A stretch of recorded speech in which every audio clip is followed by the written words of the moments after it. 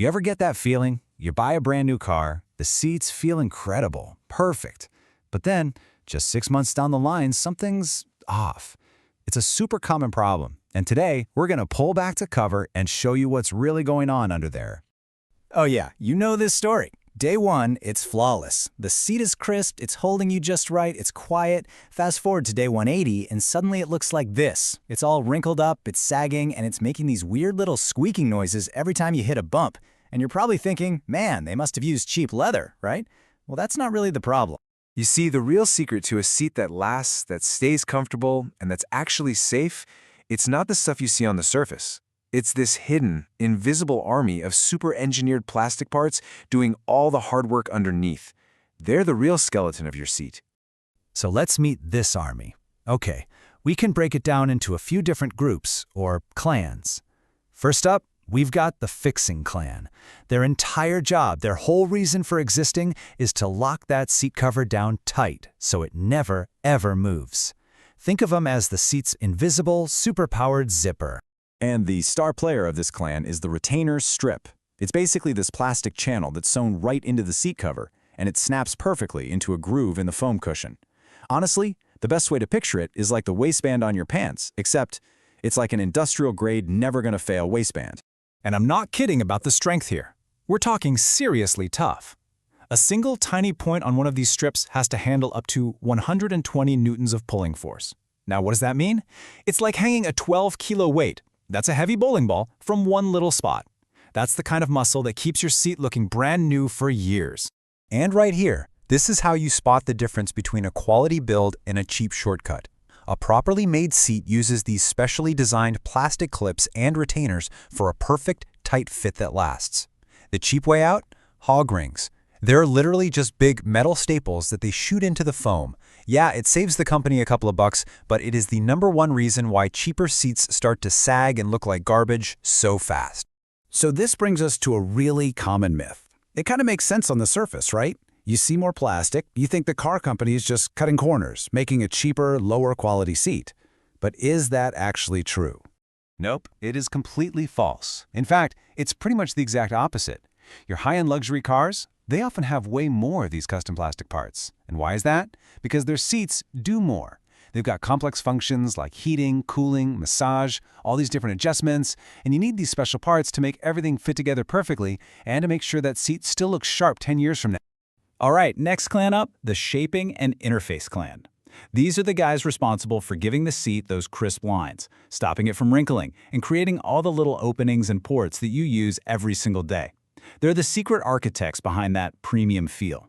First, you've got the stiffener. It's this thin but really tough plastic film that gets sewn into certain parts of the seat cover. Its only job is to keep the edges looking sharp and the big surfaces looking flat. Without this little guy, even the most expensive leather in the world would eventually look like a saggy, lumpy potato sack. It's like the hidden structure inside a really well-tailored suit. Now let's talk about a part you've actually touched, the headrest guide.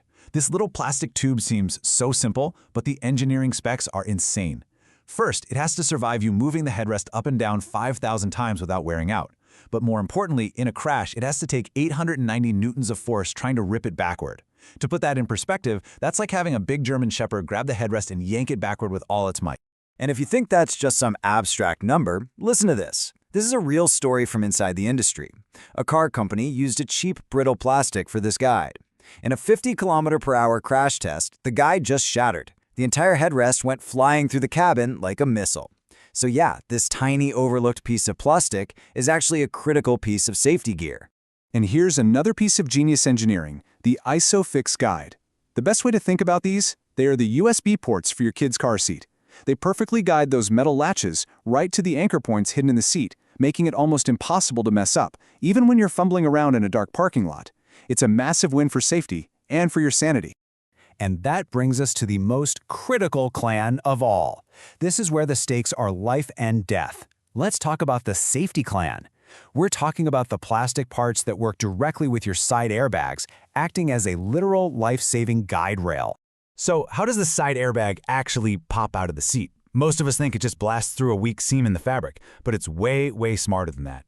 The most important part is step 4 right here. There's a specially designed plastic guide inside that forces the seam to tear open along a very specific, pre-planned path. This ensures the airbag comes out exactly where it needs to, when it needs to, every single time. Their precision here is just mind-boggling. That tear seam has to be accurate to within plus or minus 0.1 millimeters, and the plastic itself has to work perfectly at minus 40 degrees without getting brittle and just shattering. This isn't just a tear here dotted line. It's a whole system designed to stop the airbag from just guessing its way out, which could be useless or even really dangerous. All right, let's bust one more myth, and I bet this one hits close to home for a lot of you. You see those wrinkles starting to form on your seat, and your immediate thought is, ugh, this is cheap leather. Am I right? Well, that's mostly false. Look, material quality is a factor, sure, but the much more common reason for wrinkles and sagging is that invisible army underneath starting to fail. It's a retainer strip that's lost its grip, or a stiffener that's gotten soft over time. You gotta remember, the skin is only as good as the skeleton that's holding it up.